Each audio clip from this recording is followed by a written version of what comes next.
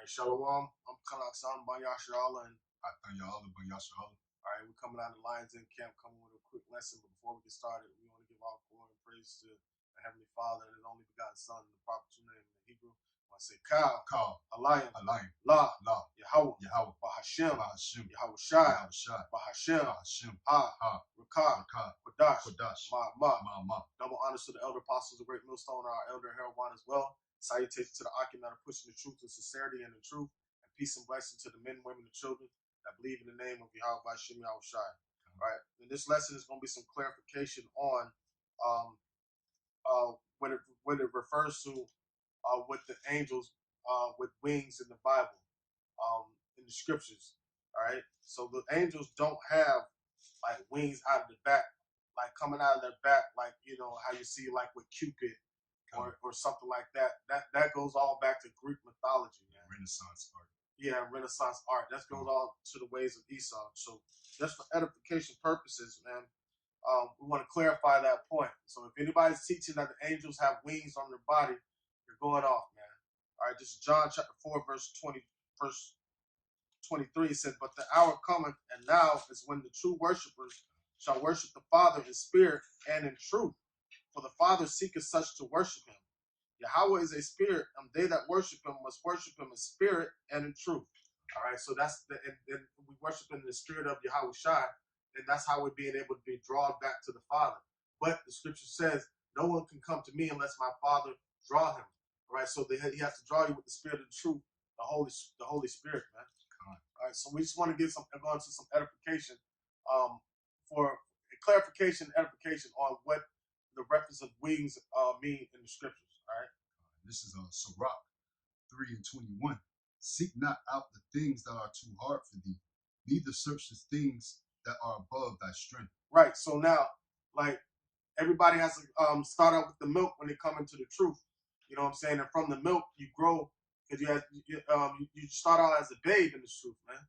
No matter how old you are, when you first come into the truth, you are a babe. You cannot put new wine in old bottles. You got to pour out everything that you once thought you knew in the beginning before you came into the truth. All right, and until you're able to eat the meat, don't seek out the things that are too hard for thee, too hard for your understanding. So stay in your lane and stay in your proper perspective, so that therefore you can seek the milk, because the milk is very important, just like the meat and the mysteries are important. All right, so just like Apostle Har likes to say, sometimes we got to go back to the basics. All right, to strengthen ourselves in the milk. All right, to make sure, you know what I'm saying, keep our mind refreshed on the things that we learned when we first came in the truth. You know what I'm saying? So we stay vibrant in the truth. All right. So there's no need to jump straight into the meat if you're not ready. All right. Wait upon that time, and the Lord will increase you. Don't try to exalt yourself. All right. Yeah. This is Sirach 20 and verse 5. "There is one that keepeth silence and is found wise." All right. So I myself, a testimony myself. You know, I've been in situations where it's a slip of the tongue, right? But there's one that slip of the tongue, but not slipping of the heart, roughly paraphrasing. But we got to be mindful that everything that's spoken out of our mouth, because we don't want to cause a stumbling block for other individuals, especially if we have a respective place in this truth, and we have a lot of younger brothers or anybody that looks up to us in the truth.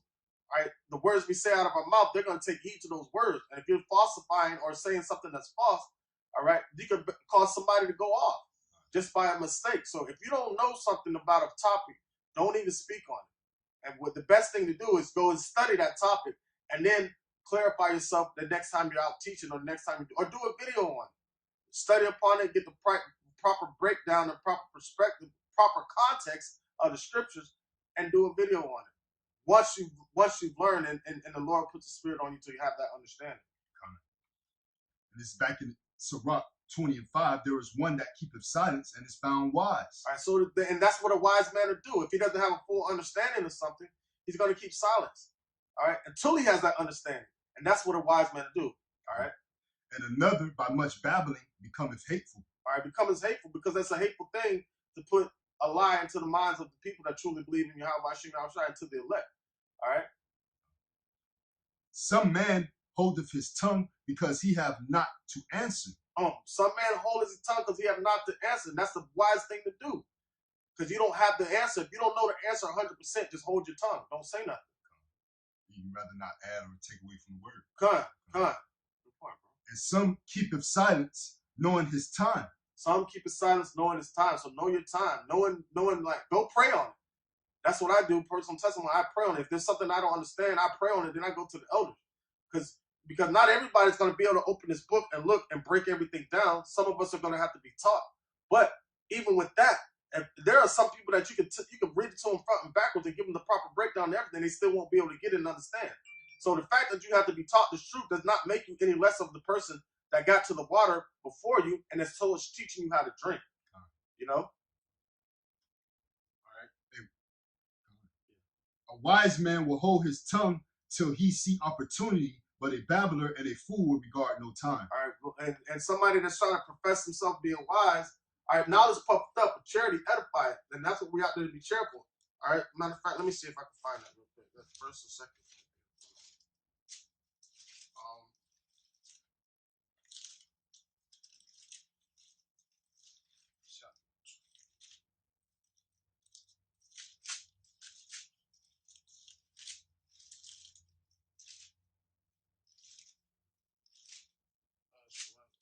Yeah, I know.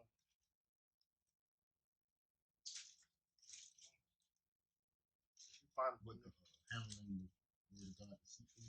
No, it says knowledge puffed up. We know that we all have knowledge, but knowledge puffed up, but charity edified. You can look it up on your phone.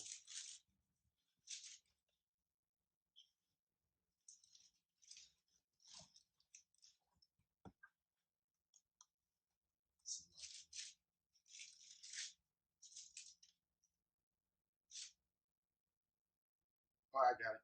This is 1 Corinthians chapter 8, verse 1. It says, now touching things offered unto idols, we know that we all have knowledge. Knowledge puffed up, but charity edified. And if any man think that he is not, that he hath knowledge, knoweth anything, he knoweth not yet as he ought to know. All right. So, you know, a lot of times we got to examine ourselves to see if we have the proper understanding of certain things before we bring them out, or before we even speak on them. Man, if you don't have the true understanding or full understanding of it, just jump over it. Don't just wing it, man, because you'll find yourself being at fault. All right, putting stumbling blocks out there. All right, just by a slip of the tongue. All right. So, which we're gonna get the Ezekiel, yeah. All right, so going into, for edification purposes, going into the proper breakdown of the wings being the chariots in the scriptures. All right. This is Ezekiel 1, and we'll start at verse 4. Get straight to the point. And I looked, and behold, a whirlwind came out of the north. All right, so that's a wind, a tumultuous wind coming out of the sky. All right. A great cloud, chariot. Yeah, our cloud, which means, all right, hold on. With that being said, a great cloud, right? And how is Shai going to return? All right, this is Revelation chapter 1, verse 7. It says, all right, behold, he cometh with clouds, and every eye shall see him, even they also which pierced him. All the kindreds of the earth shall wail because of him, even so, Amen. All right, those clouds that he's coming in is a covering, which means a chariot. The same clouds that was a covering by day and a light by night when we came out of Egypt. All right. It's quick interjection. This Numbers 9 and 16. So it was always the cloud covered it by day, and the appearance of fire by night. Just to back the brother up, man. Found in Numbers 9 and 16. All right, how in the appearance of the chariots in the daytime would be seen to be a cloud. All right, and at night, all right, appearance by fire. All right, and covering from the sun, covering from the scourge of the tongue. Scourge of the sun, and a light. You know what I'm saying? At night. All right, and that's spiritual too. You know. It's back in Ezekiel 1 and verse 4. And a fire enfolding in itself. You start over. It's back in Ezekiel 1 and 4. And I looked, and behold, a whirlwind came out of the north, a great cloud, and a fire enfolding itself. And and a brightness was about it, and out of the midst thereof, as the color of amber, out of the midst of the fire. All right, so when the Lord shows up, now this isn't his fleet right here. But when the Lord shows up, all right, when those chariots show up, mind you, that they're gonna start burning, they're gonna burn the air. That's how powerful they're gonna be, man. They're gonna be consuming what this atmosphere, the elements in this atmosphere. All right.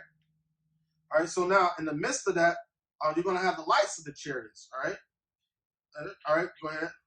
Verse 5, also out of the midst thereof came the likeness of 4 living creatures. Mm-hmm. And this was Salakia, was their appearance.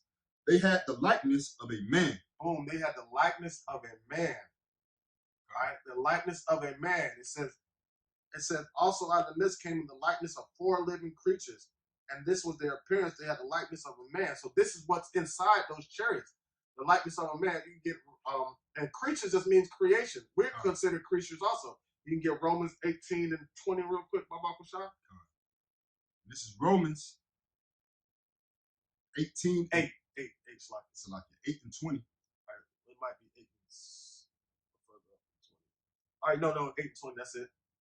For the creature was made subject to vanity. Ooh, the creature was made subject to vanity, made subject to sin. That's talking about us, talking about in the beginning, the Adamites. All right, read it again, Baba Kushai. Romans 8 and 20. Romans 8 and 20. For the creature was made subject to vanity, not willingly, but by reason of him who have subject the same in hope. All right, go up to Baba Kushai, verse 18. What does it say? For I reckon that the sufferings of this present time are not worthy to be compared. All right, go ahead. We'll start at 19, Baba Kushai. This verse 19. So let's go into that creature, what it's talking about. All right, so creature just means creation. Because we're considered creatures also. That doesn't mean they look like monsters or anything like that, okay? We're like Esau. All right, we're waiting for that, all right? Subject the same in hope. So now we were subject to sin, all right? To put us into for Yahweh to show us that he's the power and he put us in a position of hope. Because the only way we can get out of here is through hope. And what is the synonym for hope? Faith. All right, so he set it up for us. The only way to be able to get out of here is to turn back to him and have faith, because he turned his face away from us. So now we were powerless. Now he turned his face back by sending the spirit of Yahweh Shai, pouring the spirit of Yahweh Shai down here upon this earth. All right. And you go back to Ezekiel. So that's just going into the point of the creatures. The angels don't look like freaking men. They damn sure don't look like Esau. They look like men. I mean, it's like the angels look like men. The water. Not monsters. Not monsters. Not monsters. So or aliens or nothing like that. They damn sure don't look like Esau, and they damn sure don't look like Cupid. You know Cupid, with wings on their back, running around, flying butt naked. All right, that's all goes back to Greek mythology, man. And this is Ezekiel 1 and verse 5. Also out of the midst thereof came the likeness of 4 living creatures, and this was their appearance. They had the likeness of a man. So imagine imagine you being Ezekiel, and this is your first time seeing this. All right, they had the likeness of a man. So he's looking in the sky, and he's seeing the elements burning and everything, and he's seeing fire in the midst of a fire, lights in the midst of a fire. Like, I know it's creatures up there. He's like, man, what is that up there? Like, they look like men. They look like men. Like, wait, I know I can't. He said that he referencing to man because he's never seen a man in that position before. He's never seen a man in the air on a vessel flying that's consuming the elements of the earth. So he was like, man, those look like men, but his mind, can they be men? Because he's never seen a man do that before. So she said, this is the likeness of the creatures, is the likeness of a man. That's why you take the example of Yahweh Shai having that in Revelations 1 and 13. Right, of his body. All right, how to describe his body, man. Describing his likeness. All right. We'll go back. Hey, Yahweh Shai, he doesn't have wings, man. It didn't describe that in Revelations 1 and 13 being the point. All right. But he's in his glorified, he's already in his glorified form. All right. And John, all right, this is Revelations chapter 1, verse 1. It said, the revelation of Yahweh Shai HaMashiach, which Yahweh gave unto him to show unto his servants the things which must shortly come to pass. And I'm going to skip over to verse 13. In the midst of the 7 candlesticks, one like to the Son of Man, clothed with a garment down to the foot, and a girdle about the paps with a golden girdle. Now, Yahweh Shai being the top, all right, angelic being, all right, the top messenger of Yahweh, right? This is his image in the description. It doesn't say anything about him having wings, all right, on his body. All right, it says, verse 13, it says, and in the midst of the 7 candlesticks, one like unto the Son of Man, clothed with a garment down to the foot, and a girdle about the paps with a golden girdle. His head and his hairs were white like wool, as white as snow, and his eyes were as a flame of fire, and his feet were like unto fine brass, as if they burned in a furnace, and his voice was as the sound of many waters. All right, so I was giving a description of an angelic, powerful force, all right, Yahweh Shai, right, and his likeness, him looking like us, but in his glorified body, which we're going to have that, Lord willing, I'm part of that number. We're going to be glorified in that day, all right, when he shows up to give us crowns. All right, back in Ezekiel. It's back in Ezekiel 1 and 5. Also out of the midst thereof came likeness of 4 living creatures, and this was their appearance. They had the likeness of a man, and every one had 4 faces, and every one had 4 wings. Right, all right, boom. So every one had 4 faces, meaning duties, and every one had all right, there are 4 generals, all right, and everyone had 4 wings. All right, so now that's them being in a V formation. The head, all right, and then 2 on this flank and 2 on that flank. All right, set up in battle formation or like a meeting. All right, go ahead. Verse 7, and their feet were straight feet. All right, and their path was straightforward, righteous path. All right, going to handle business. All right. And the sole of their feet was like the sole of a calf's foot. So now this is what what was under them being on top of the chariot. This is the bottom. All right. Okay, because the Lord chose the cloud, the winds, and the cloud was the chariots to ride upon, not wings to ultimately to fly upon. Even though man it can fly. Right. All right. Right. So verse 7. Yeah, he showed the wings of the wind. Right. The wings of the wind, man. Not actual literally wings. Right. And their feet were straight feet, and the sole of their feet were like the sole of a calf's foot. And they sparkled like the color of burnished brass. All right, so up under these chariots, right, were glowing, and they had the feet of like a calf's foot. So it had like a little, it was circle, and you know how calf's foot is, and it had that little like groove in it. Like right? V-shape, because like it's V-shape. That's that cloven gap that cloven. Underneath the calf's foot. Verse 8, and they had the hands of a man under their wings on their 4 sides. All right, real quick. Go back to 7 again, read 7 again, and then go 2 Samuel. And their feet were straight feet, and the sole of their feet were like the sole of a calf's foot, and they sparkled like the color of a burnished brass. All right, so now they were sparkling and they were spinning. All right, dazzling, man. All right, and they had the circle around, and they had the little indentation in it. So it was like the sole of a calf's foot. If you Google what up under a calf's foot, that's what you're gonna see. And this is what they were riding up on top of. All right. And this is 2 Samuel chapter 22, and I'll start at verse 7.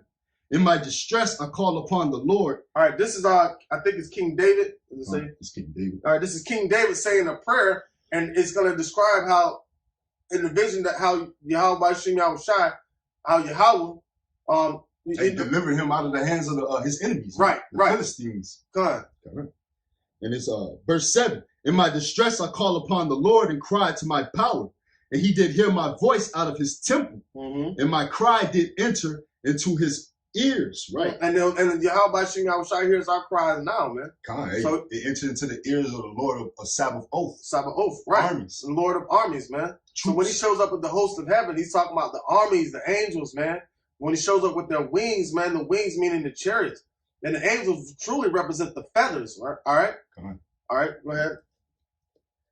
Then the earth shook and trembled. The foundations of heaven moved and shook because he was wroth. There went up a smoke out of his nostrils, and fire out of his mouth devoured. Coals were kindled by it. That's the fierce anger of the Lord. Go ahead. He bowed the heavens also and came down, and darkness was under his feet. And he rode upon the cherub and did fly. He rode upon the cherub and did fly, man. Go ahead. And he was seen upon the wings of the wind. Seen upon the wings of the wind, man. That's the chariots, man. The cherub, he did fly. He was seen upon the wings of the wind. All right, not he didn't have the wings of the wind on his back. No, he was seen upon the wings of the wind. All right, that was it, all the way to 11. Verse 11. Yeah, that was it. All right, yeah, Psalm 18 and 10. And this is Psalms chapter 18 and verse 10. And he rode upon a cherub and did fly. Yeah, he did fly upon the wings of the wind. So that's just backing up that scripture that we just read. Okay. All right. So we reference to the Lord of armies, the Lord of Sabaoth, and on how Yahweh Bashim Yahushua is going to show up. God. All right. Like you guys just stated, man, the wings would actually represent the feathers. Actually, the angels would actually represent the feathers. You know, and you can see that in Psalms 91. All right. Let me get a scripture real quick. Actually, Yahweh Shai is showing up in the name of Yahweh, right? Because we say Yahweh Bashim Yahweh Shai, but you know what I'm saying, that's how we speak to Yahweh. In the name of Yahweh Shai, please grant this to me. But in reference of what's going to happen, Yahweh Shai is coming in the name of his father. All right, because he said he came to do his father's business. All right, he said he's going to come in the glory of his father and his glory, the glory of his father, and the glory of the holy angels, man. All right, so this is I want to get Psalms 68 and 17. It says, the chariots of Yahweh are 20,000, even thousands of angels. The Lord Yahweh Shai is among them, as in Sinai in the holy place. All right, so now that's how the Lord's going to show up, like how it's describing in Ezekiel. With the main chariot in the front and the wings, all right, and they all have their duties, they all have their purpose, all right. You want to go back to what did we get? Psalm 18 and 10. Yeah, we got that. All right, let's get Psalm 91. Let's start at verse 1. This Psalm 91 and 1. He that dwelleth in the secret place of the Most High shall abide under the shadow of the Almighty. All right, and that secret place is really dwelling in these scriptures, man. All right. That's why it says, rejoice ye heavens and ye that dwell therein, and woe to the inhabitants of the earth. Everybody's just trying to be a part of this right here. All right, so we're rejoicing at the things that we see coming to pass, man. All right, because we were driving. It says, where your treasure is, that's where your heart shall be also. All right, that's why it says in Jeremiah, flee out of the midst of Babylon, right? Meaning not leave, but get our mind out of this place and focus on heavenly things. All right, so he that dwelleth, read that again, Baba Kushah. He that dwelleth, this Psalms 91 and 1, he that dwelleth in the secret place of the Most High shall abide under the shadow of the Almighty. Boom, I shall abide under the shadow, the covering, all right? That's spiritual and physical, all right? I will say of the Lord, he is my refuge and my fortress, my power, in him will I trust. So we're going to trust in Yahweh Shai that he's going to fulfill his promise and send these chariots down here to rescue us, man, and the angels that are inside the chariots to do the delivering and reaping. All right, their duties. Their duties. Surely he shall deliver thee from the snare of the fowler. And who is that fowler?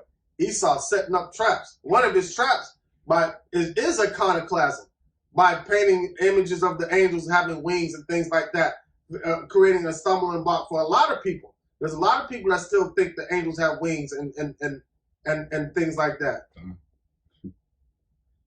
And from the noisome pestilence, he shall cover thee with his feathers. All right, the noisome pestilence. All right, the missiles. The destruction.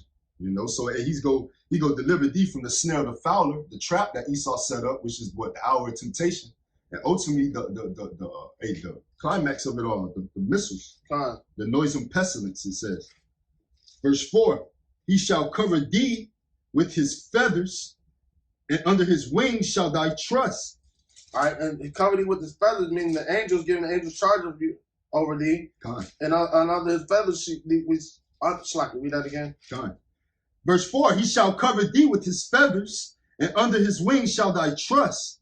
All right, so under his wings thou shalt trust. Keep going. And wings being the chariots. His truth shall be thy shield and buckler. And this is verse 3. Surely he shall deliver thee from the snare of the fowler and from the noisome pestilence. And he shall cover thee with his feathers, and under his wings shalt thou trust. His truth shall be thy shield and buckler. Thou shalt not be afraid from the terror by night, nor for the arrow that fleeth by day. All right, it's like the terror by night is the martial law troops, and the arrow by day is the destruction. All right, the missiles. Verse 6, nor for the pestilence that walketh in darkness. All right, well, the point was, go back, the point was in 4 with the feathers and the wings. All right, so now, so understanding that, the feathers and the wings, the feathers being the angels and the wings being the chariots, all right? And what back that up is verse 11. For he shall give his angels charge over thee to keep thee in all thy ways. They shall bear thee up in their hands, lest thou dash thy foot against a stone. And that's the angels and those feathers keeping charge over thee, man. All right, yeah, go back to Ezekiel 1 and 7. This is back in Ezekiel chapter 1 and verse 7. And their feet were straight feet, and the sole of their feet was like the sole of a calf's foot, and they sparkled like the color of burnished brass. And they had the hands of a man under their wings on their 4 sides. All right, so their hands up underneath, meaning the power of Yahweh was empowering those chariots. They don't need no gas, no nothing like that. They were powered by Yahweh. All right, read that one more time. Verse 8. And they had the hands of a man under their wings on their 4 sides. And so on their 4 sides. So the power of these angels, this fleet of chariots, right, in the V formation, in battle formation, had the wings on each side, meaning they had their coverings, meaning 2 angels right here and 2 angels right there. And that clearly shows that the wings are not on a man's back, you know, and that's not what's causing them to fly. And this is verse 9. The wings were joined one to another. They turned not when they went. They went every one straight forward. All right, so they came to do business, man. They followed the lead chariot. They didn't turn wherever they went. All right, you get Isaiah chapter 6, verse 1. It's Isaiah chapter 6 and verse 1.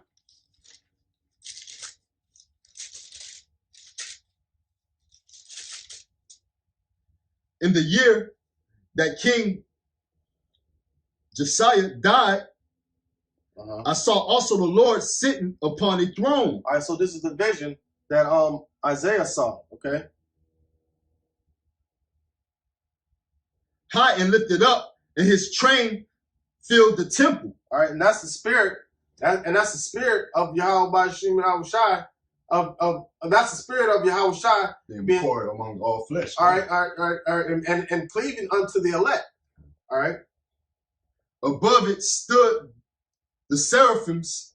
Each one had 6 wings. With twain he covered his face. All right, so each one had 6 wings, right? 6 chariots. With 2 he covered his face. And with twain he covered his feet. And 2 he covered his feet. All right. 2 in front, 2 in back. All right. And with twain he did fly. All right, and he flew upon, and 2 he flew. All right. And one cried unto another and said, Holy, holy, holy is the Lord of hosts. The whole earth is full of his glory. All right, and that's how the Lord's going to show up. The glory of his Father, with his glory, and the glory of the holy angels on them chariots. All right. All right.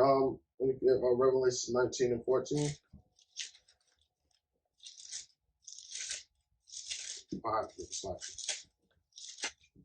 It's Revelation chapter 19 and verse 14. And the armies which were in heaven followed him upon white horses, clothed in fine linen, white and clean. Fine linen represents righteousness, man. And that's how the Lord's going to show up in righteousness on those chariots, man. Just like anytime you have references, what is that? Shall entertain angels unaware. Yeah, shall entertain angels unawares. All right, anytime you had accounts where look at in the book of Tobit, when Tobias went on a journey for his father. All right, and he was accompanied by Raphael, Allah. He looked just like a man, because he would have known he was an angel if he had wings coming out of his back.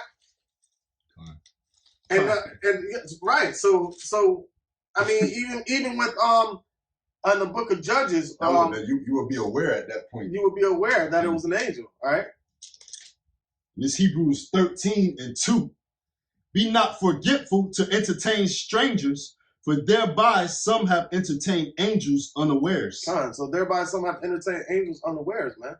So if they had wings in their back, like, you know what I'm saying? You would understand, you would know that it was an angel. Yeah. But no, they said they had the likeness of a man, of men.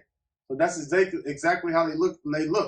Revelations 1:13 to 17 give the description of Yahweh Shai, the top, the one right up under Yahweh. He didn't have no wings on his back. He could fly, because it explains that when he flew up on top of his chariot in the in 2nd Ezra chapter 13. All right.